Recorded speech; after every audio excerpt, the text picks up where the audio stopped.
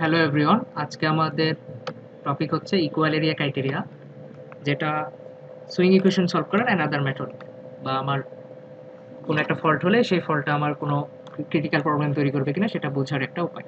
আচ্ছা, তো equal area criteria আমরা যেটা ডিরাইভ করব বা দেখব, সেইটার কয়েকটা কন্ডিশন আছে।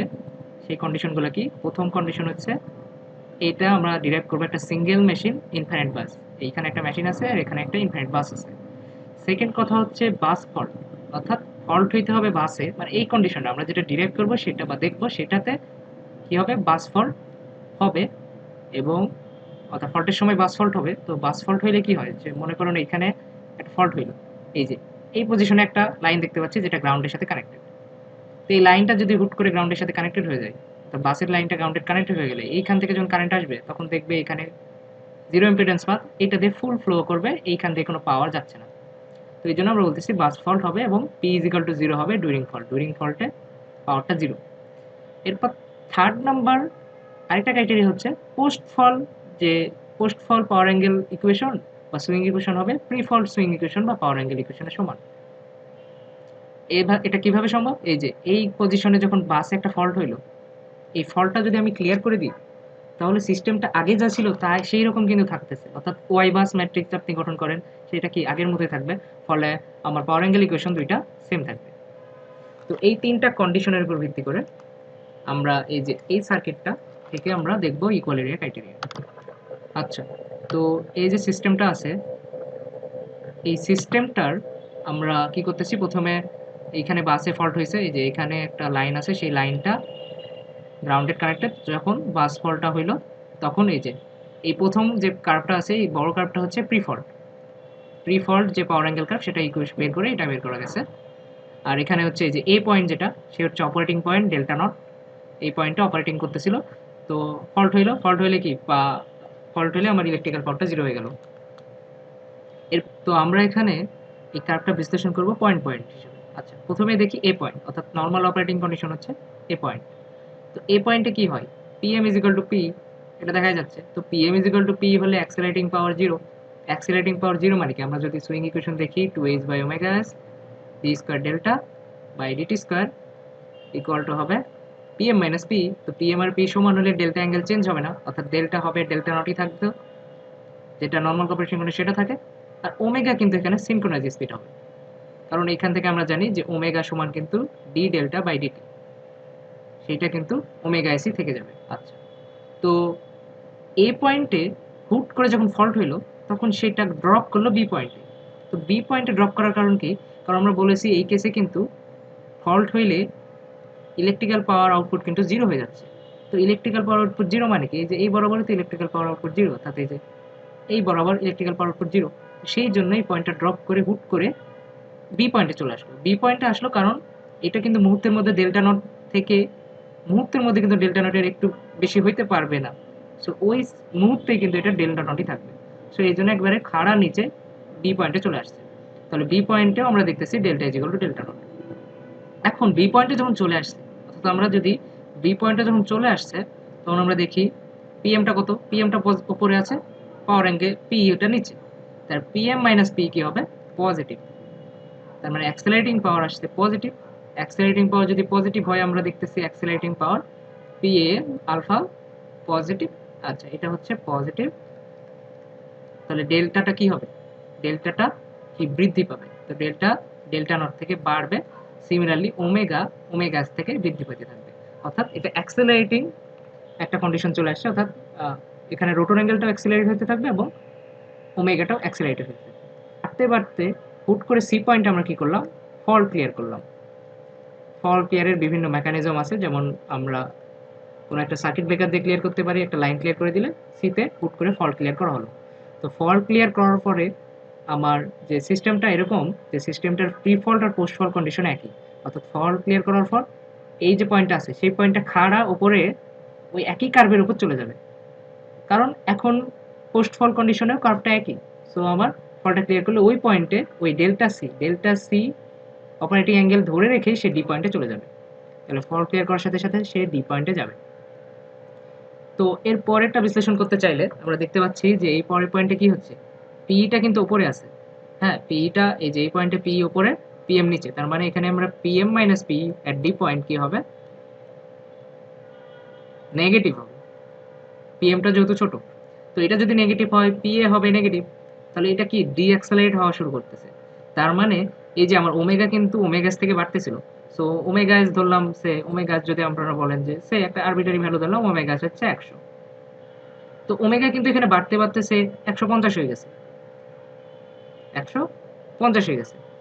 150 যদি ওমেগা হয়ে যায়, তো সেই ওমেগাটা ডি পয়েন্ট 150 হয়েছে, তো এখন দেখতেছে নেগেটিভ অ্যাক্সেলারেশন, তাহলে কি হবে, ওমেগাটা কমতে থাকবে, অর্থাৎ ডি পয়েন্টে কিন্তু ওমেগাটা ডিক্রিজিং, ওমেগা ডিক্রিজিং বিহেভিয়ার দিবে, অর্থাৎ ডি থেকে ইতে আমরা যতই যাব ওমেগাটা কমতে থাকবে, কমতে কমতে কমতে কমতে এই ই পয়েন্ট এমন একটা পয়েন্ট যে ই পয়েন্টে এসে ওমেগাটা ওমেগা এস হয়ে যাবে, কারণ ওমেগাটা 150 ছিল, সেটা কমতে কমতে কমতে কমতে 100-তে নেমে আসলো, অর্থাৎ সিনক্রোনাইজিং স্পিড, যদি সিনক্রোনাইজিং স্পিড 100 হইতো, তাহলে 100-তে বা সিনক্রোনাইজিং স্পিডে চলে আসছে ই পয়েন্টে। তার মানে আমার ডেল্টাটা কিন্তু এই পর্যন্ত বাড়তেছে, অর্থাৎ ডি থেকে ই পর্যন্ত কিন্তু ডেল্টা ইনক্রিজিং হতেছে, কারণ কি, যে ওমেগাটা ওমেগা সিনক্রোনাইজ স্পিডের সমান হবে ই পয়েন্টে, কিন্তু এই পর্যন্ত ডি থেকে ই পর্যন্ত কিন্তু ওমেগাটা কমতেছে, অর্থাৎ ওমেগা কিন্তু এখনো ওমেগা সিনক্রোনাইজের থেকে বেশি আছে, তো ওমেগা সিনক্রোনাইজের থেকে যেহেতু বেশি আছে, তাহলে ডেল্টাটাও এই পজিশনে বাড়তে থাকবে। এই যে ডি থেকে এই পজিশনে আপনারা দেখেন ডেল্টাটা বাড়তেছে, কারণ ওমেগা কিন্তু ওমেগা সিনক্রোনাইজের থেকে বেশি আছে। ই পয়েন্টে যখন ওমেগা ওমেগা সিনক্রোনাইজ হয়ে যাবে, তখন ডেল্টাটা আর বাড়ার সুযোগ নাই। এখন ডেল্টাটা আমার নরমাল যে অপারেটিং, নরমাল যে ইকুয়েশনটা কি বলতেছে, পি এ নেগেটিভ হলে এখানে আমরা দেখতেছি ডেল্টাটা তখন কমতে থাকবে, অর্থাৎ ই পয়েন্টে যাওয়ার পর, অর্থাৎ জিনিসটা হইলো যে ই পয়েন্টে গেল, ই পয়েন্টে গিয়ে ডেল্টাটা স্টপ হইলো, অর্থাৎ ডেল্টার ইনক্রিজিং বিহেভিয়ার স্টপ হইলো, ওমেগা ওমেগা সিনক্রোনাইজ হয়ে গেছে। এখন সেই যে এখানে কি নেগেটিভ অ্যাক্সেলারেশন ছিল, সেই নেগেটিভ অ্যাক্সেলারেশন কি করবে, এবার ই থেকে যখন ডিতে যাবে, আবার ই থেকে ডিতে যাওয়ার সময় কিন্তু ওমেগাটা আরো কমতেছে, তার মানে ওমেগা কিন্তু ছোট হইতেছে ওমেগা এসের থেকে, ওমেগা এসের থেকে ছোট হইতে থাকতেছে, এবং ডেল্টাটা এবার ডিক্রিজিং, কারণ ডেল্টার বিহেভিয়ারটা নির্ভর করে ওমেগা এসের বড় না ছোট ওমেগা সেটার উপর। তাহলে ওমেগা এসের থেকে ওমেগা কমে, তাই ডেল্টাটাও ডিক্রিজ করতেছে, যে ডি ই থেকে আবার ডিতে চলে আসতেছে। এখন ডিতে আসলো, ডিতে আসার পর আমার উদ্দেশ্য কিন্তু সিনক্রোনাইজিং স্পিড এবং একটা অপারেটিং নর্মাল কন্ডিশনে আসা, কিন্তু যখন ই থেকে ডিতে আসলো, এই ডিতে এসেও কি সে নর্মাল কন্ডিশনে আসে নাই, ডিতেও কিন্তু পিএম ইজিক্যাল টু পি হয় নাই। তো পিএম ইজিক্যাল টু পি হয় নাই, এবং আরেকটা কথা হয়ে গেছে, যেখানে ওমেগা 100 ছিল, এই ওমেগাটা কমতে কমতে ডি পয়েন্টে এসে আবার 50 হয়ে গেছে, তো এটাও একটা সমস্যা হয়েছে। তো এখানে আরো ডি পয়েন্টে এসে দেখছে আরো ডি অ্যাক্সেলারেশন পাচ্ছে, তাহলে আরো কমতে থাকবে, কমতে কমতে কমতে কমতে এমন হইতে পারে যে, সো কমতে কমতে এমন হবে যে এ পয়েন্টে যখন চলে আসছে, এই পয়েন্টের নিচে থেকে আবার দেখেন যে আমার এরপর কি হলো, ডি থেকে এতে গেল, ডি থেকে এতে যাওয়ার সময় কি নরমাল আগের বিহেভিয়ারটাই বর্জন করেছে, সেটা হচ্ছে ডেল্টা কমতেছে, ওমেগাও কমতেছে। তো ওমেগা কমতে কমতে ধরুন এই পয়েন্টে এসে ওমেগা হয়ে গেল 20, এই পয়েন্টে ওমেগা হয়ে গেছে, এটা একটা আরবিটার ভ্যালু, ওমেগা হয়ে গেছে 20। তো ওমেগা যেহেতু 20 হয়ে গেছে, এবার এই পয়েন্টে যখন নিচে যাবে, এই যে এই কার্ভে আমরা দেখি এই পয়েন্টের নিচে, এই পয়েন্ট থেকে এই পয়েন্ট, তাহলে এই পয়েন্টের নিচে যখন এ থেকে এফে যাচ্ছে, তখন কিন্তু দেখেন পিএম মাইনাস পির অবস্থা কি, পিএম মাইনাস পি কিন্তু এখানে পজিটিভ, মানে এখানে অ্যাক্সেলারেটিং পাওয়ারটা পজিটিভ।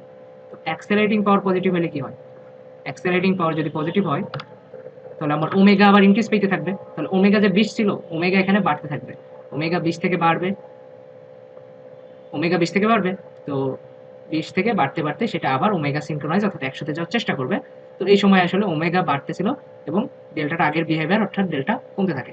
তো ডেল্টা কমতে কমতে এই যে এফ পয়েন্টে যখন আসে, এফ পয়েন্টে দেখা গেল যে এফ ওমেগা আবার ওমেগা সিনক্রোনাইজ অর্থাৎ আমার আরবিটারি ভ্যালু 100-র সমান হয়ে গেছে। তো ওমেগা যেহেতু ওমেগা সিনক্রোনাইজের সমান হয়ে গেছে, তখন কি হবে, আমার অ্যাক্সেলারেটিং পাওয়ারের ওমেগা যেহেতু ওমেগা সিনক্রোনাইজের সমান হয়ে গেছে, তখন ডেল্টাটা আবার বাড়তে থাকবে।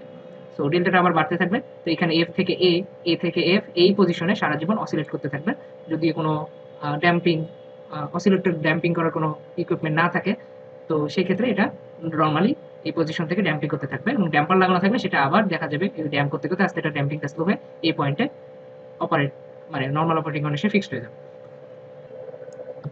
তো এখান থেকে আমরা ডিরাইভ করতে চাই ইকুয়াল এরিয়া ক্রাইটেরিয়ন। তো ইকুয়াল এরিয়া ক্রাইটেরিয়ন কিভাবে আমরা ডিরাইভ করতে পারি, তো এই জন্য আমরা ওই কার্ভটাই আবার ইউজ করতেছি।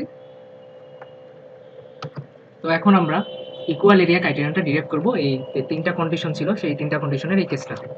আচ্ছা, তো আমার এটা হচ্ছে একটা normal swing equation 2s by omega S PM minus P এগুলো আছে। আচ্ছা, তো এখানে আমরা বলতেছি যে ওমেগা আর নামে একটা নতুন অ্যাঙ্গেল ডিফাইন করতে, এটা কি রিলেটিভ অ্যাঙ্গেল, যে সিনক্রোনাইজ স্পিড থেকে কতটুকু বাড়তেছে অ্যাঙ্গেলটা। তাহলে এই ক্ষেত্রে আমরা ওমেগা আরটা পাইতেছি omega minus omega synchronise speed কত বেশি, এবং সেটা কি ডি ডেল্টা বাই ডিটি হবে। এটা নরমালি কিভাবে বের করি, এটা হচ্ছে আমরা জাস্ট এই যে ওমেগা আর হচ্ছে ওমেগা মাইনাস ওমেগা এস, সেটাকে কিন্তু আমরা ডি ডেল্টা বাই ডি আর ছিল। আচ্ছা, তো এখন এইখানে আমরা এই রিপ্লেসমেন্টটা করতে চাই। তো রিপ্লেসমেন্টটা করার জন্য কি করলাম, 2h বাই ওমেগা সেটা হুবহু থাকলো, এই যে ডি ডেল্টা বাই ডিটি যেটা আছে সেইটাকে আমরা বলতেছি ওমেগার, তাহলে এই জিনিসটা হয়ে যাবে D omega R by DT, আর এই পাশে হুবহু পিএম মাইনাস পি আছে। তো ফার্দার অ্যাপ্রোচ করার জন্য এখানে আমরা একটা কাজ করলাম, 2h বাই ওমেগা এস, আচ্ছা ওমেগা এস এখানে 2 আছে, ওমেগার দ্বারা উভয় পক্ষকে গুণ করে দিলাম, ওমেগা দ্বারা উভয় পক্ষকে নরমালি গুণ করলাম। ওমেগা দ্বারা যদি গুণ করি এই পাশে, তো ওমেগা আর সমান কি ছিল, ডি ডেল্টা বাই ডিটি, তাহলে ওমেগা এর প্লেসে আমরা ডি ডেল্টা বাই ডিটি বসাইতে পারি। তাহলে এই যে এইখানে আমরা যদি নরমাল ডিফারেন্সিয়েশন রুল ইউজ করি, তাহলে এই জিনিসটাকে আমার লেখা যায় D DT of omega R square, এখানে টি এর সাপেক্ষে ডিফারেন্সিয়েশন করতেছি ওমেগা আর স্কয়ার, তো এখানে কি হবে 2 সামনে চলে আসবে, ওমেগা এর পর 1 কমে যাবে, ওমেগা কে আবার ডিফারেন্সিয়েশন। আচ্ছা, এই পাশে থাকবে এইটা।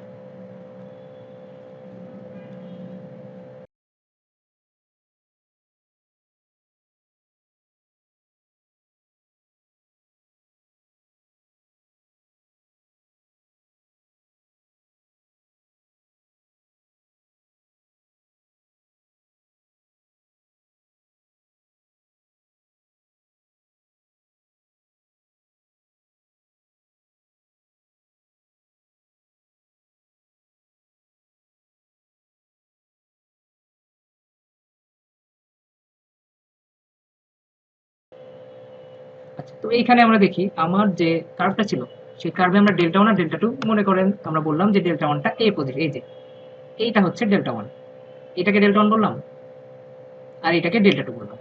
তো এই যে ডেল্টা 1 এর এই পজিশন যেটা ছিল, এই পয়েন্টটা ইম্পর্টেন্ট বলছিলাম যে এখানে omega is equal to omega S হয়, omega equal to omega S হলে ওমেগা আর 1 চলে আসতেছে 0। সিমিলারলি ডেল্টা 2 পজিশনে আমরা বলতে পারি ওমেগা আর 2 হবে 0, কারণ সেখানেও তো সিনক্রোনাস স্পিড ছিল, omega is equal to omega ছিল, তাহলে রিলেটিভ অ্যাঙ্গেল কত 0। তাহলে আমরা এই পয়েন্ট আর ই পয়েন্টকে বলে দিলাম ডেল্টা 1 ডেল্টা 2। তাহলে এখানে আমরা পাইতেছি এই যে ডেল্টা 1 এটা হচ্ছে এ পয়েন্ট, আর ই হচ্ছে ডেল্টা ই কে বলতেছি ই পয়েন্টের অ্যাঙ্গেল পিএম মাইনাস পি। আর আমরা দেখলাম যে ওমেগা আর 1 আর ওমেগা আর 2 দুটাই কি সিনক্রোনাস স্পিড এ পয়েন্ট, অর্থাৎ এ আর ই পয়েন্টে এটা হচ্ছে 0, এই পাশে চলে আসছে 0। তাহলে এই যে এই ইকুয়েশনটাই হচ্ছে ইকুয়াল এরিয়া ক্রাইটেরিয়ন, অর্থাৎ এই ইকুয়েশনটা কি বলতেছে, এ থেকে ই পয়েন্টে পিএম মাইনাস পি আন্ডারে যে এরিয়া আছে সেটা হবে 0।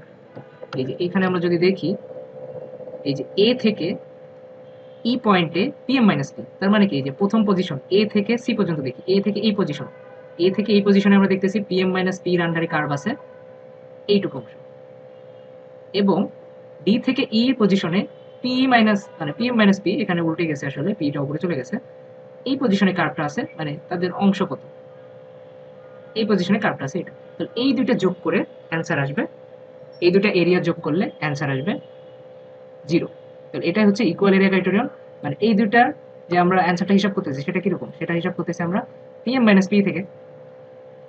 তো পিএম মাইনাস পি থেকে করলে কি করবে, পিএম মাইনাস পি থেকে করলে এই এরিয়াটা আসবে হচ্ছে কত, পিএম মাইনাস পি এরিয়াটা আসবে পজিটিভ, এই এরিয়াটা আসবে নেগেটিভ, অর্থাৎ এটা পজিটিভ যত ভ্যালু আসবে এটা নেগেটিভ তত ভ্যালু আসবে, অর্থাৎ আমরা বলতে পারি আলাদাভাবে যে এই পজিশনের এরিয়া আর এই পজিশনের এরিয়া সমান হবে। তো এইটাকে আমরা আরো সুন্দরভাবে বলতে পারি যে এই যে এই পজিশন এতে কি ছিল omega is equal to omega S বা নরমাল অপারেটিং কন্ডিশন। তো নরমাল অপারেটিং কন্ডিশন থেকে যখন ফল্ট হইল, সেই পজিশন থেকে আমরা ফল্ট ক্লিয়ার পর্যন্ত পিএম মাইনাস পি এর আন্ডারকে এরিয়া যত হবে ঠিক সেম এরিয়া হবে যদি ফল্ট ক্লিয়ার পজিশন থেকে আমরা আবার omega is equal to omega S অর্থাৎ সিনক্রোনাস স্পিড পাওয়া পর্যন্ত যতটুকু পিএম মাইনাস পি এর আন্ডারে এরিয়া হবে। তো এই দুইটা এরিয়া সমান হবে, এবং এটাই হচ্ছে ইকুয়াল এরিয়া ক্রাইটেরিয়া।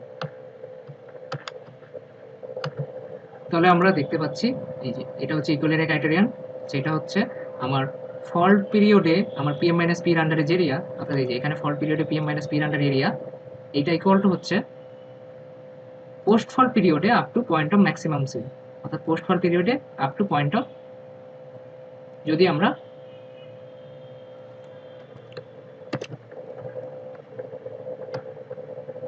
তো আমার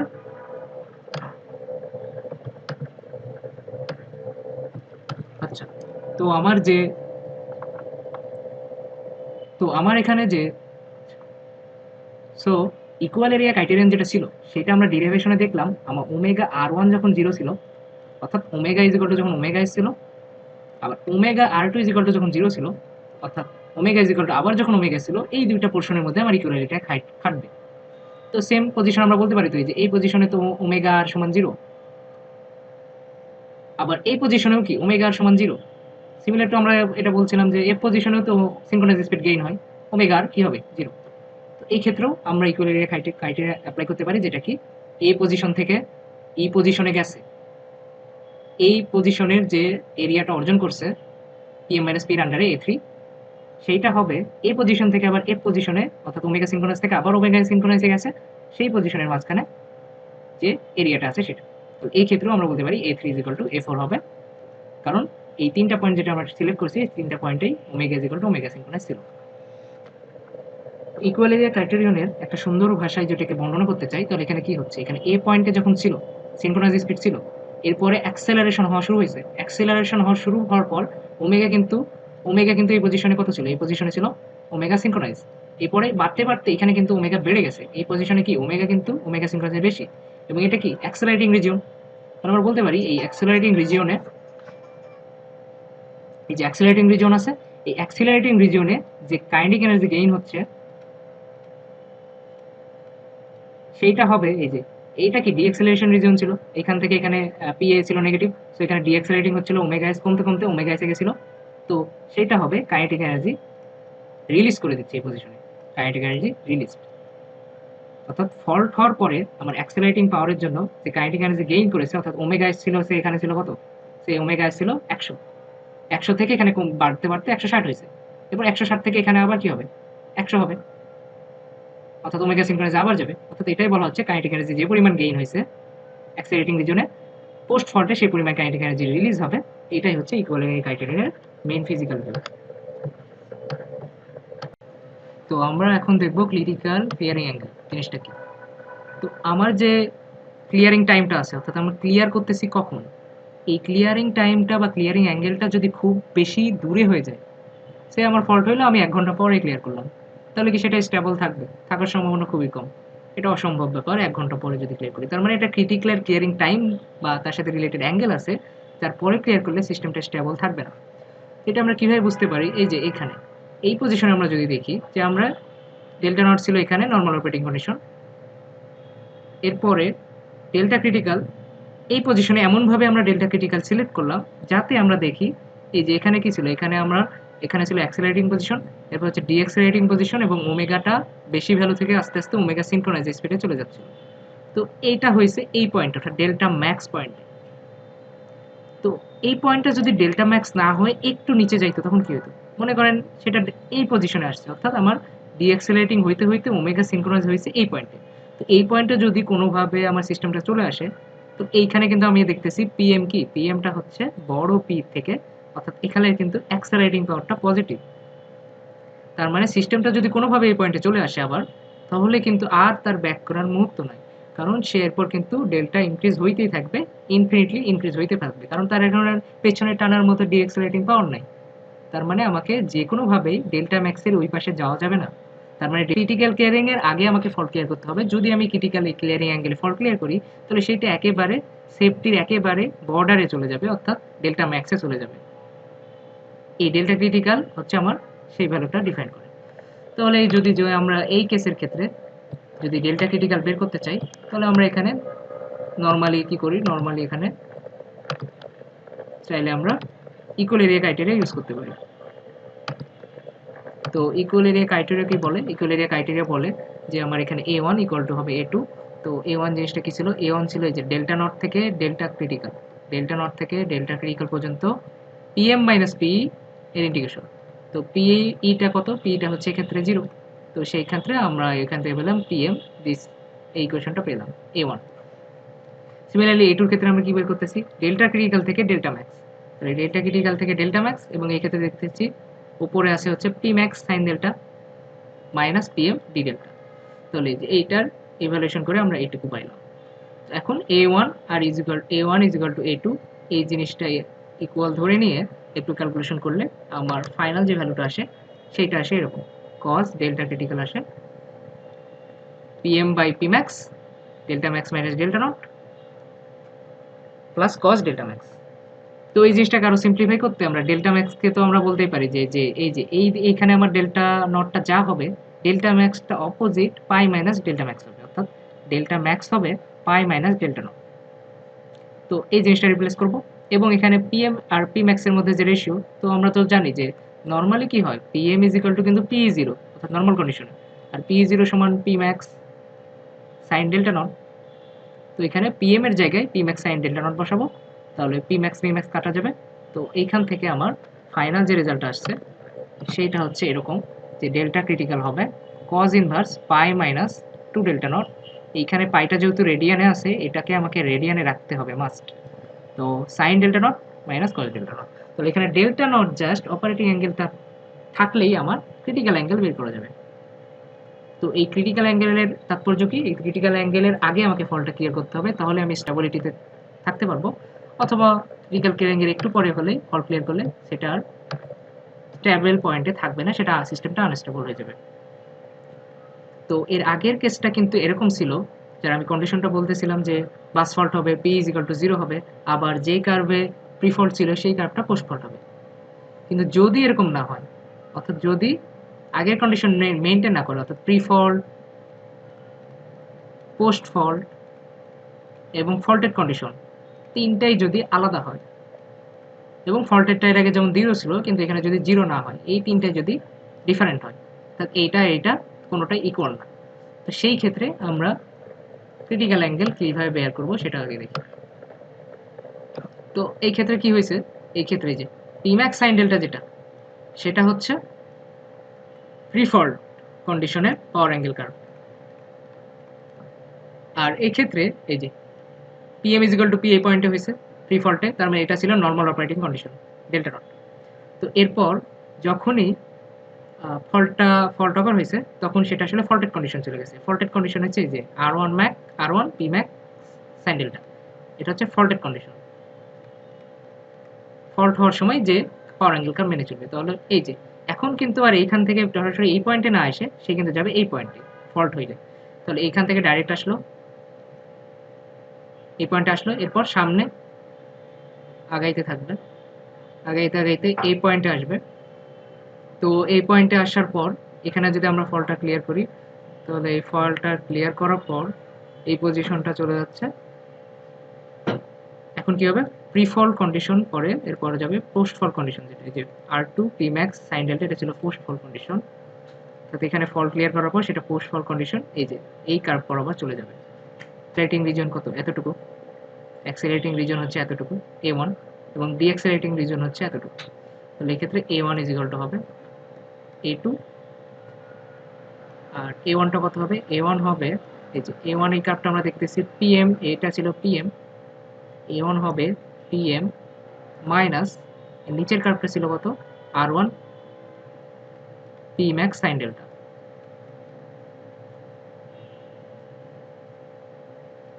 Pmax sin delta D delta, এইটুকুর D ডেল্টা, এবং এই ইন্টিগ্রেশনটা করতে হবে ডেল্টা নট থেকে ডেল্টা ক্রিটিক্যাল পর্যন্ত, আমরা যদি ক্রিটিক্যাল ক্লিয়ারিং অ্যাঙ্গেল বের করতে চাই। তো এই ক্ষেত্রে A2 কি ছিল, A2 ছিল ডেল্টা ক্রিটিক্যাল থেকে ডেল্টা ম্যাক্স, ডেল্টা ক্রিটিক্যাল থেকে ডেল্টা ম্যাক্স পর্যন্ত আমার উপরে পোর্শন ছিল কত R2 Pmax sin ডেল্টা, এবং নিচের পজিশন ছিল PM ইনটু D ডেল্টা। তাহলে এই যে ইকুয়াল এরিয়া ক্রাইটেরিয়া আমরা যদি এই পজিশনে ইউজ করি, তাহলে সেইটার ফাইনাল ক্যালকুলেশনের পরে রেজাল্ট যেটা আসবে সেটা আসবে এরকম, অর্থাৎ এই ক্ষেত্রে cos ডেল্টা ক্রিটিক্যাল আসবে এই ইকুয়েশনটা, এটা ফার্দার কয়েক লাইন ডেরিভেশন করলে আমরা এটা পাবো। তাহলে এই দুইটা কেস, অর্থাৎ যদি তিনটা প্রি ফল্ট, পোস্ট ফল্ট এবং ফল্টেড কন্ডিশন যদি আলাদা হয়, তাহলে আমার রেজাল্টটাই কিন্তু প্রি ফল্ট, পোস্ট ফল্টের যে অ্যামপ্লিটিউডের যে পার্ট আছে সেটা কিন্তু ইফেক্ট ফেলতেছে। তো এই ক্ষেত্রে আরেকটা ইম্পর্টেন্ট কথা হচ্ছে, সেটা হচ্ছে ডেল্টা ম্যাক্স যেটা, সেটার ক্ষেত্রে ইম্পর্টেন্ট কথা তো ডেল্টা ম্যাক্সের ক্ষেত্রে ইম্পর্টেন্ট কথা হচ্ছে যে এখানে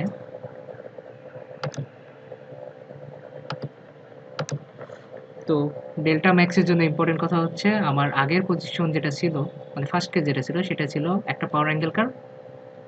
সেইখানে কিন্তু ডেল্টা ম্যাক্স হইতো এই পাওয়ার অ্যাঙ্গেল কার্ভেরই সেকেন্ড যে পিএম ক্রসিং পয়েন্ট সেটা। কিন্তু এই ক্ষেত্রে কিন্তু আমরা দেখতেছি যে ডেল্টা ম্যাক্সটা কিন্তু আমার আসছে যে পোস্ট ফল্টের সাথে পিএম এর যে ক্রসিং সেটা, নট প্রি ফল্টের সাথে পিএম এর ক্রসিং সেটা না। তাহলে এই জিনিসটা আমাকে মাথায় রাখতে হবে, যেটা পোস্ট ফল কন্ডিশনে যে পাওয়ার অ্যাঙ্গেল কার্ভ তার সাথে পিএম এর ক্রসিং এ হচ্ছে ডেল্টা ম্যাক্স। আচ্ছা, তো এই ইকুয়েশনটা ডিরাইভ করার পর এই ইকুয়েশনের একটা ম্যাথ আছে। তো ম্যাথটা হচ্ছে 16.8 গ্রেঞ্জারের বই থেকে।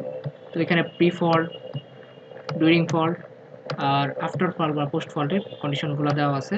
তো এখান থেকে আমরা R1 R2 বের করে নেব। আর ডেল্টা নট বের করব কিন্তু আমরা প্রি ফল্ট কন্ডিশন থেকে। ডেল্টা নট হচ্ছে প্রি ফল্ট কন্ডিশনের সাথে পিএম এর যে ক্রসিং সেই অ্যাঙ্গেলটা ডেল্টা নট। আর ডেল্টা ম্যাক্সটা আসবে কই থেকে? ডেল্টা ম্যাক্সটা আসবে হচ্ছে আমার যে আমার যে সেকেন্ড কন্ডিশন ছিল, মানে থার্ড কন্ডিশন যেটা, সেটা হচ্ছে post fall condition. Post fall condition is equal to আমরা যদি 1 ধরি, এখানে যদি আমরা post fall condition is equal to PM অর্থাৎ পিএম 1 ধরি, তাহলে এখান থেকে আমরা পাবো ডেল্টা নট পোস্ট ফল্টের জন্য। তো সেইখান থেকে আমরা 180 ডিগ্রি থেকে প্লাস মাইনাস করে আমরা তারপর ডেল্টা ম্যাক্স পাবো। তারপর ফার্দার অ্যাপ্লিকেশন সূত্র ইউজ করে আমরা ডেল্টা ক্রিটিক্যাল পেতে পারবো। তো ডেল্টা ক্রিটিক্যালটা দেখা যাচ্ছে 82.5